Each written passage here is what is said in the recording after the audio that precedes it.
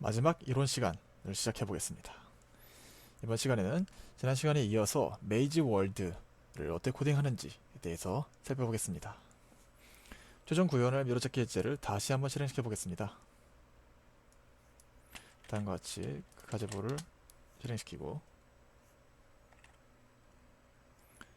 액션 서버와 액션 클라이언트를 실행해 보겠습니다.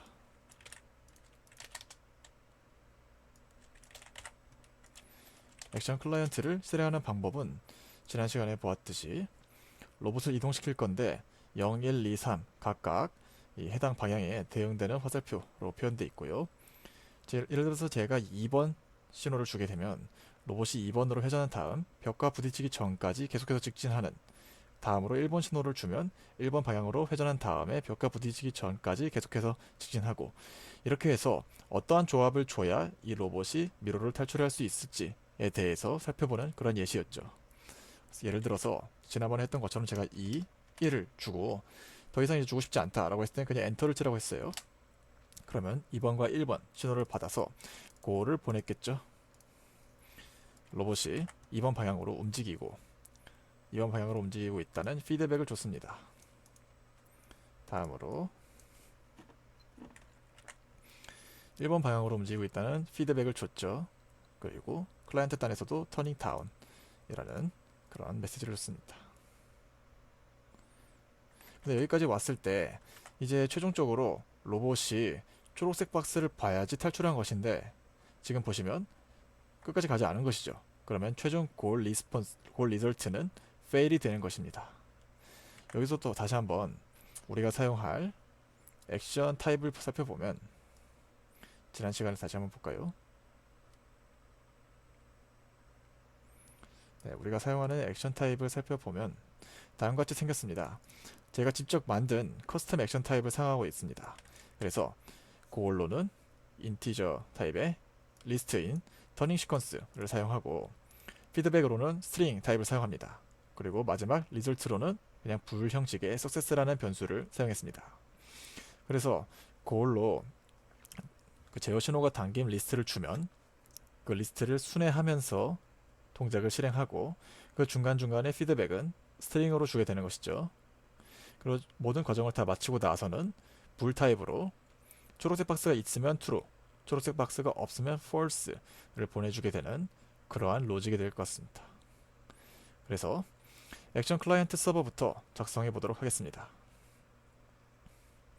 액션 클라이언트 서버가 전체 코드는 이렇게 되는데, 처음부터 차근차근히 분석해 보도록 하겠습니다. 우선은 지금 우리가 사용할 액션 타입인 커스텀 인터페이스 액션에 메이즈를 임포트 시킵니다. 다음으로 이제 로봇이 특정한 방향으로 움직이게 될 것인데, 여기 나와 있는 것처럼 이 화살표에 따라서 제가 미리 딕셔너리를 만들어 놨습니다. 미리 딕셔너리를 만들어 두었고, 나중에 이제 출력할 때, 그래서 0번이면은 딕셔너리 0번을 해시하고 1번을 해시하고 2번을 해시하고 3번을 해시하는 식으로 손쉽게 가져오실 수 있습니다. 액션 서버를 만들어 볼 건데요. 액션 서버를 만들 때는 이전에 했던 것과 같이 첫 번째 매개 변수로는 우리가 이 액션 서버가 노드에서 바로 실행시킬 수 있는 것이, 노드에서 바로 생성할 수 있는 것이 아니라 크리에이트 액션 이렇게 되는 게 아니었죠. 그렇기 때문에 액션 서버의 첫 번째 매개 변수로는 자기 자신이 셀프가 들어가고 클래스 자기 자신이 들어가고요. 두 번째로는 사용하는 액션 타입, 세 번째로는 이 만들 액션의 이름, 네 번째로는 콜백들이 들어가는데, 지금 저희는 가장 간단한 형태의 액션 서버를 만들고자 합니다. 뭐 캔슬 콜백 이런 거 같은 것은 넣지 않고 execute 콜백 하나만 넣어주려고 해요. execute 콜백 대부분은 다음과 같이 생겼습니다. 이 부분은 아래에서 계속해서 살펴보죠. 이 아래 부분은 execute 콜백을 보면 사실 전체 터닝 시퀀스를 순회하면서 특정한 방향으로 로봇을 회전시키고 직진시키고 회전시키고 직진시키고, 이 중간중간 계속해서 피드백을 퍼블리시하는 이러한 로직이 도는데, 일전에 봤던 피보나치 예제와 매우 유사하죠. 여기서 제가 사실 이야기하고 싶은 거는 메인부인데요. 메인부를 보시면 우리가 멀티스레디드 익스큐터를 사용하고 있습니다. 이 멀티 스레디드 익스큐터를 일전에 액션 강의에서 이미 살펴보신 분들은 그냥 이렇게 사용했구나 라고 하시면 되지만, 만약에 멀티 스레디드 익스큐터가 강의를 스킵하셨던 분들은 이것이 왜 사용되는지에 대해서 살짝 말씀드리고자 합니다.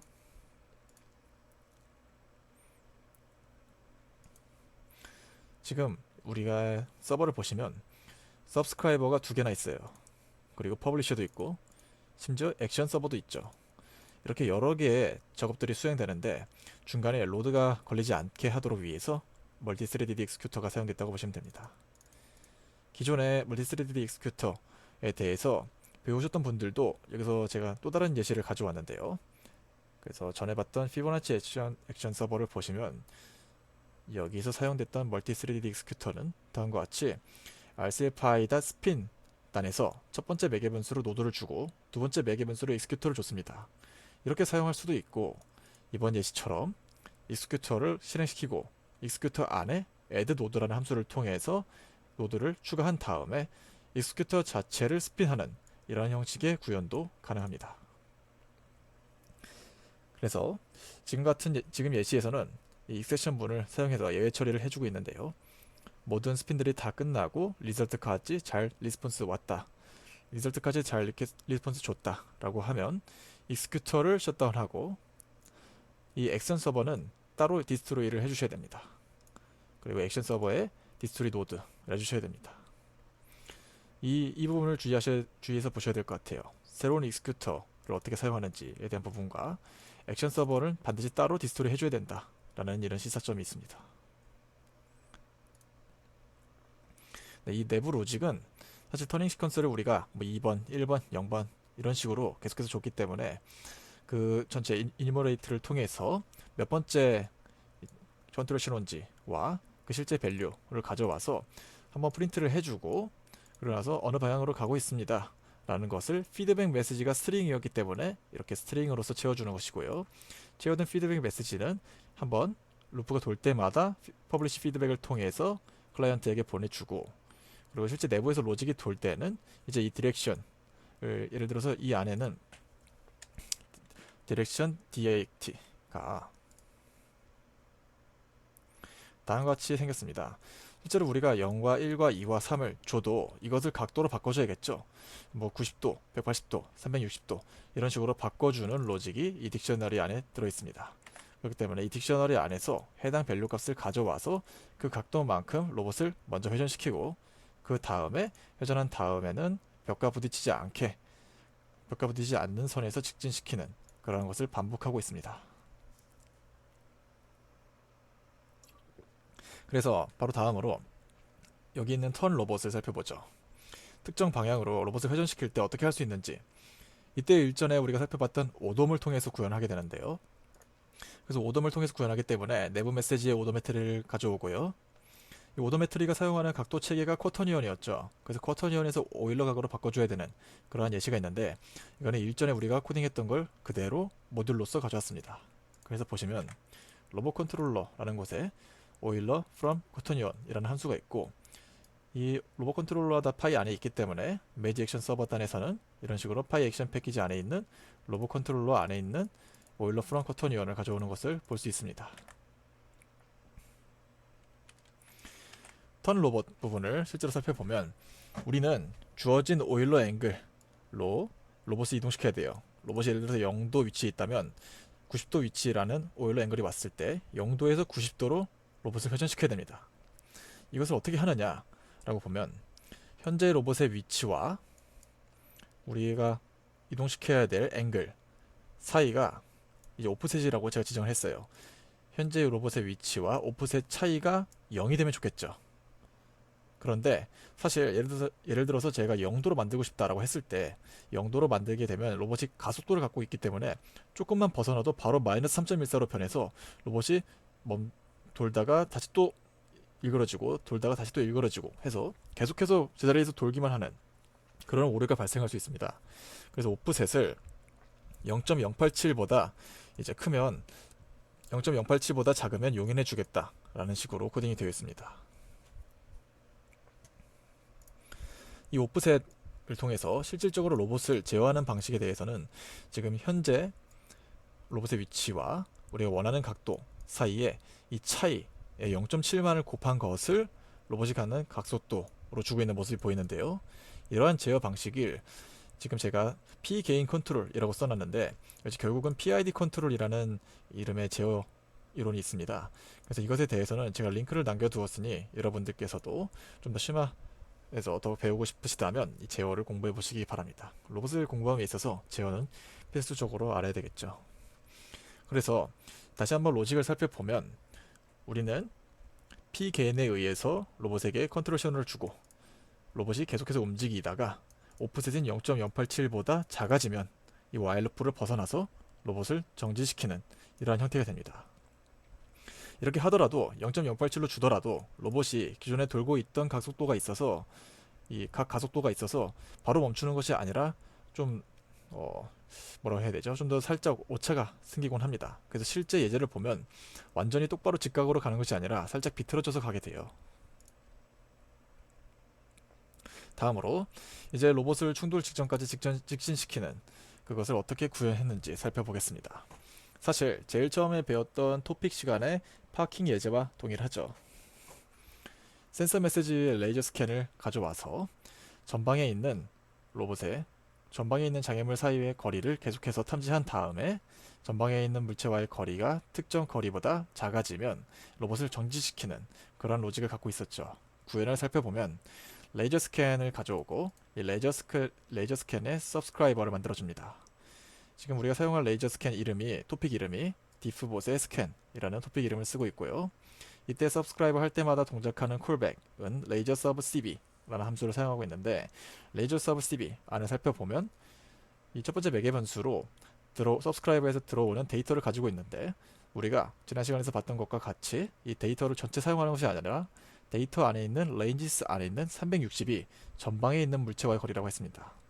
전방에 있는 물체와의 거리인 forward distance를 지속적으로 갱신시키고 실질적으로 이제 파킹 로봇을 하는 로직에는 이 forward distance 전방에 있는 물체와의 거리가 1m보다 크게 되면 계속해서 로봇을 직진시키고 이것을 퍼블리시 해줍니다. 그렇지 않다면 로봇을 멈추게 해야겠죠. 이러한 로직이 들어있습니다. 다음으로 최종 로봇이 모든 제어 신호를 해결한 다음에 처리한 다음에 마지막 과정 이 초록색 박스를 어떻게 인식할 것인가에 대한 이야기를 해보고자 합니다. 초록색 박스, 결국 이미지를 인식하기 위해서 이전 시간에 봤던 이미지 서브스크라이버를 사용합니다. 이미지 서브스크라이버가 우리가 이전 시간에 이미지 서브.py라는 파일을 만들었죠. 여기에서 사용됐던 클래스 이름이 이미지 서브스크라이버였어요. 그래서 메이지 액션 서버에서도 마찬가지로 이미지 서브 파이썬 파일에서 이미지 서브스크라이버 클래스를 임포트했습니다. 이미지 서브스크라이버를 어떻게 사용하는지에 대해서 살펴보면요. 전체 모든 이 시퀀스 루프를 다 돌고 나서 모든 익스큐션이 마친 상황에서 이미지 서브스크라이버를 생성합니다. 우리가 사실은 이 최종 지점까지 모든 고를 실행시키기 전까지 이미지 서브스크라이버는 필요가 없어요. 2, 1 해서 모든 제어 신호를 해결한 다음 그 시점에서 이미지 서브스크라이버가 필요한 거죠. 그래서 코드에서도 이 시점에 이미지 서브스크라이버가 생성됐습니다. 그리고 해당 시점에서의 로봇이 보고 있는 그 화면을 캡처하는 것이죠. 캡처하기 위해서는 서브스크라이버를 딱 한번 받아야 되는데 그렇게 하기 위해서 스핀 원스를 통해서 이미지 서브 노드를 단 한 번 사이클을 순환시켜 주고요.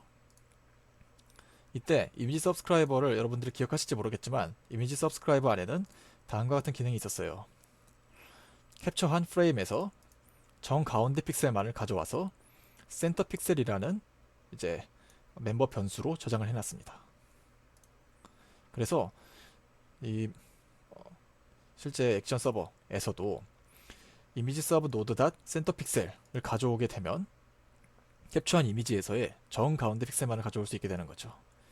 정 가운데 픽셀이 만약에 초록색인지 아닌지를 판단을 하고요. 초록색이라면 석세스인 거고 초록색이 아니라면 fail을 내뱉게 되는데 이때 액션을 사용하기 때문에 maze.result 안에 있는 success를 채워주게 되는 것이죠. 최종적으로는 리절트를 리턴하게 됩니다.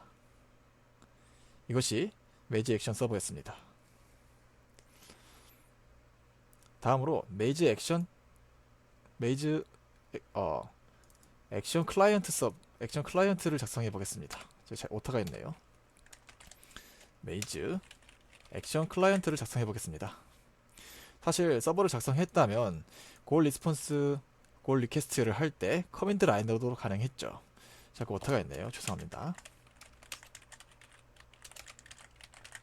골 리퀘스트는 커맨드 라인으로 가능했죠. 바로 로스트 액션 샌드 골을 통해 가능했습니다. 그리고 마이너스 피드백 옵션을 붙이게 되면 피드백까지도 지속적으로 화면에 출력해줬죠. 그리고 나서 우리가 사용하는 액션 이름과 그 사용하는 액션 타입을 적어주고 그 액션 타입 안을 채워줘서 최종적으로 샌드 골을 하면은 피드백까지 받는 그런 커맨드 라인으로서의 인터랙션이 가능했습니다. 그런데 이번 시간에는 그래도 클라이언트 노드를 직접 작성해 보겠습니다. 다음과 같습니다. 이 클라이언트 노드가 하는 일들에 대해서 다시 한번 정리를 해보죠. 클라이언트 노드는 계속해서 사용자로부터 고를 받습니다. 이것이 무슨 얘기냐 하면 우리가 방금 이 예제를 실행시킬 때 2와 1을 받았죠. 순차적으로 이런 고를 받고 전체 고을이 다 채워졌으면 이제 고를 샌드합니다. 그리고 나서 서버로부터 계속해서 피드백이 오는데 이 피드백이 스트링 타입이었죠. 이름은 피드백 메시지였고요. 그래서 스트링 타입의 피드백 메시지를 지속적으로 출력하도록 하는 그러한 간단한 클라이언트입니다.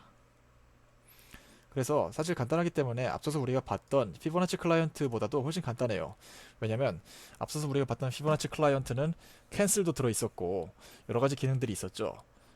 그래서 이번 메이지 액션 클라이언트는 그 피보나치 로직에서 오히려 더 기능이 제거되고 가운데 있는 이 샌드골 이 로직만 살짝 변경됐다고 보시면 될 것 같습니다.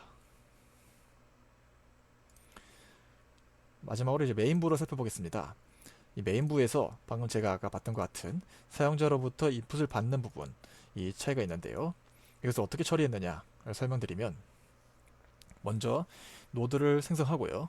사용자로부터 계속해서 입력이 들어오는데 이것을 쌓아둘 리스트를 하나 선언해 둡니다. 그런 다음에 지속적으로 사용자로부터 인풋을 받게 되고요. 이때 제가 말씀드리면서 숫자를 입력하다가 종료하고 싶으시면 아무것도 입력하지 않은 상태에서 그냥 엔터를 누르라고 했죠. 그렇게 됐던 이유가 바로 except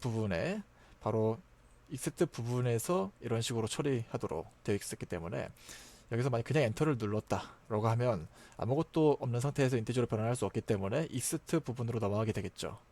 그러면서 except에서 여러분의 시퀀스는 무엇입니다 라는 것을 한번 출력해 주게 되고 그리고 이렇게 모인 최종 유저 인풋들을 샌드 골을 통해서 서버에게 보내게 됩니다. 이렇게 되는 것이 이제 메이즈 월드의 클라이언트 부분이었습니다. 더불어서 여기까지 이론 파트를 모두 살펴봤습니다.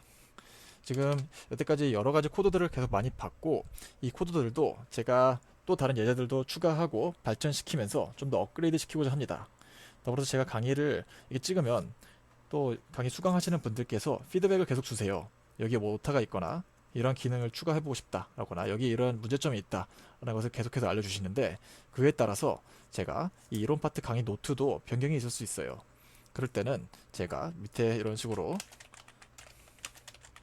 뭐 업데이트 2021년 5월 29일 이런 식으로 해서 이렇게 업데이트 내용도 지속적으로 적어놓도록 하겠습니다. 코드도 마찬가지로 커밋을 해놓고요. 그래서 여러분들께서도 이런 템플릿을 적극적으로 활용하시고 피드백도 적극적으로 주시기를 부탁드립니다. 이 모든 코드들은 다음과 같은 GitHub에 들어있으니까 언제든지 참고하시고 개발하시면 좋을 것 같습니다. 여기까지 이론 파트의 마지막이었고요. 그럼 다음 시간부터는 실제 로봇을 만들어보는 시간을 갖도록 하겠습니다. 감사합니다.